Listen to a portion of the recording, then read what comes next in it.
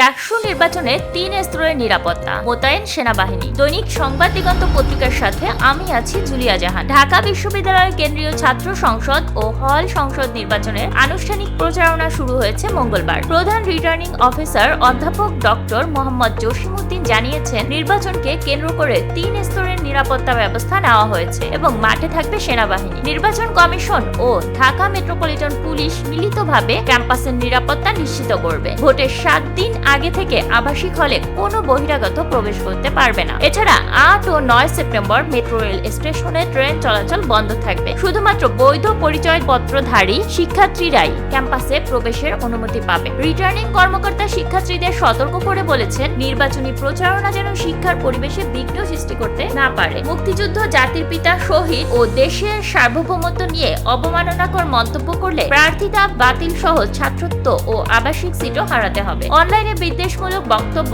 বা হয়রানি প্রমাণিত হলে তাৎক্ষণিক আইনগত ব্যবস্থা নেওয়া হবে। ডক্টর জসিমউদ্দিন জানিয়েছেন, প্রায় 40,000 শিক্ষার্থীর অংশগ্রহণে এই নির্বাচন সফল হবে এবং ডাকসু নির্বাচনে শুধু বিশ্ববিদ্যালয়ের নয়, পুরো দেশের গণতান্ত্রিক সংস্কৃতির একটি মাইলফলক হিসেবে বিবেচিত হবে।